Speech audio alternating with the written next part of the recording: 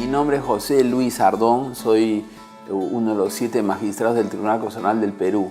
He estudiado Derecho en la Universidad Católica Santa María y después Ciencia Política en la American University en Washington, Estados Unidos. Básicamente he trabajado en universidades a tiempo completo, ¿no?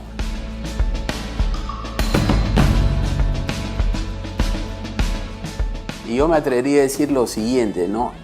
La Constitución dice muy claramente que el Tribunal Constitucional es el órgano de control de la Constitución, dice. No dice de la convencionalidad.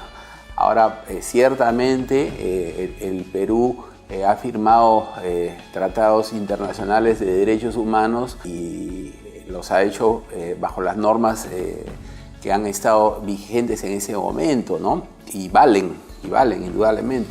El tema central a mí me parece que acá, o la inquietud que motiva su pregunta, es el tema famoso del Sistema Interamericano de Derechos Humanos. Ese término, para empezar, no existe en la Convención Americana de Derechos Humanos, ¿no? En el año 58 se creó la Comisión Interamericana de Derechos Humanos y bastante después, el año 69, se crea ya la Corte Interamericana de Derechos Humanos. Pero, ¿qué ocurre? Si uno lee la Convención Americana de Derechos Humanos, encuentra que el sometimiento a la Corte ¿ya? Tiene que ser hecho de manera expresa, ¿ya? Y además dice así, en primer lugar, para cada caso, o en general, dice, como una segunda opción. O sea, entonces, ¿qué ocurrió en el caso del Perú, no? El Perú, el sometimiento a la Corte Interamericana de Derechos Humanos se decidió en la Constitución del año 79. Es la 16ª disposición final y transitoria de la Constitución del 79 que afirma que el Perú pues, se somete a la Corte Interamericana de Derechos Humanos. Es la 16ª disposición transitoria de la Constitución del 79. Eso fue comunicado a la Corte en el año, me parece que fue en marzo del año 81. Ya el gobierno, ya el presidente Belaúnde comunicó ese sometimiento a la Corte. Entonces, ahí viene el tema, ¿no? Es verdad que el Perú se ha comprometido a eso, es cierto.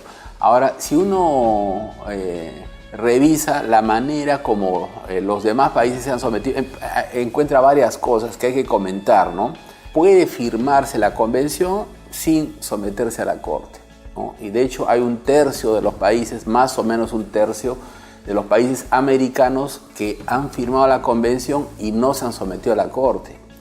Entre esos países no está solamente Venezuela, como le gusta a algunos recordar, sino también está los Estados Unidos, Canadá y otros países más pequeños como por ejemplo Jamaica, que es importante mencionarlo por razones que voy a decir a continuación.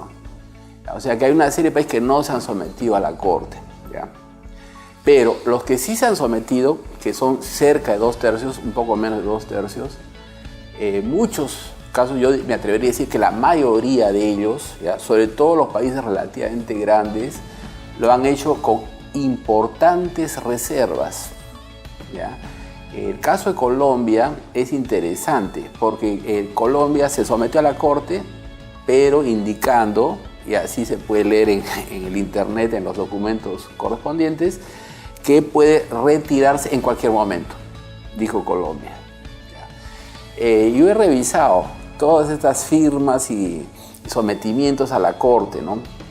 Y sinceramente he encontrado que de los países relativamente grandes de América, el que más se somete a la Corte sin hacer reservas significativas es el Perú, ¿ya?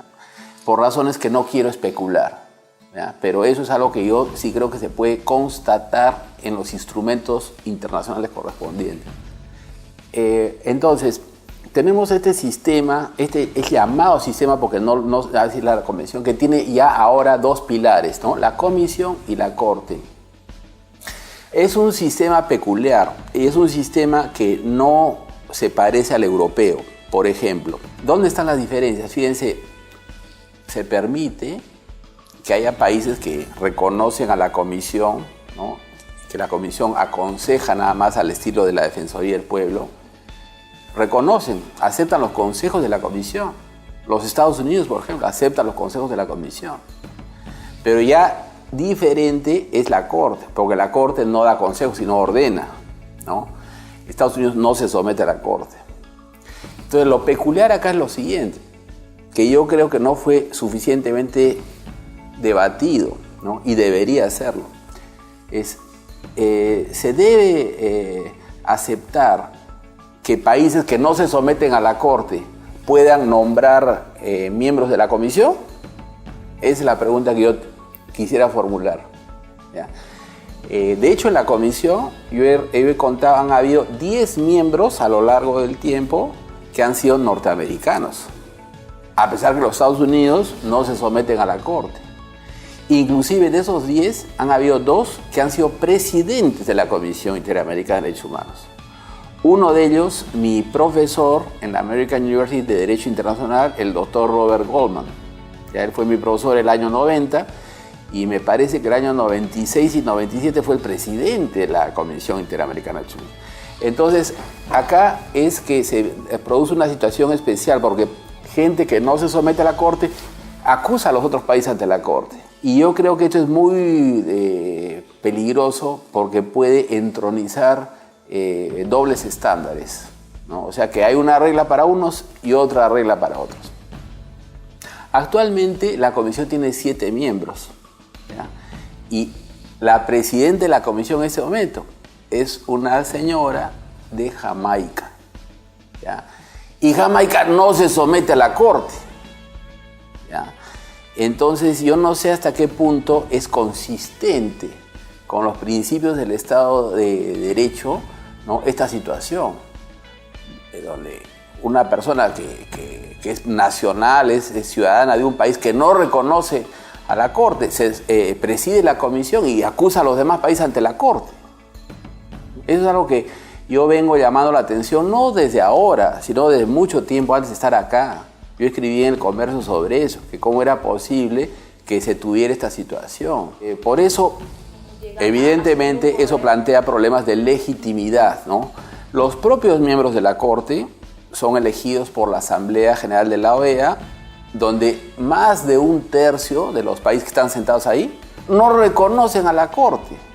Entonces, yo me pregunto, ¿qué hacen ellos eligiendo a magistrados, a jueces, que van a juzgar a algunos de los países y no a todos?